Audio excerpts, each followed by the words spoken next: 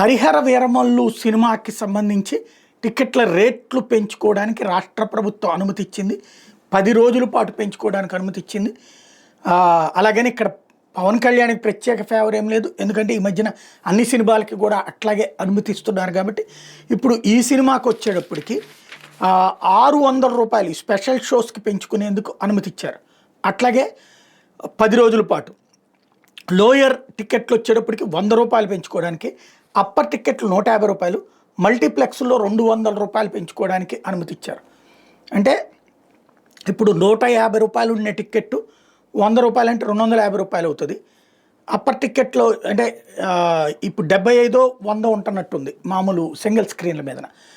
అక్కడ ఉన్న వాటికి 100 అంటే అప్పుడు 150 175 ఆ రేంజ్ ఉంటుంది. 50 ఉంటే 150, 75 ఉంటే 175. అప్పర్ అంటే మనకి దాంట్లోనే ఉండేటటువంటిది 150 రూపాయల టికెట్లు ఉంటాయి. అవి ఇప్పుడు 250 రూపాయలు అవుతుంది.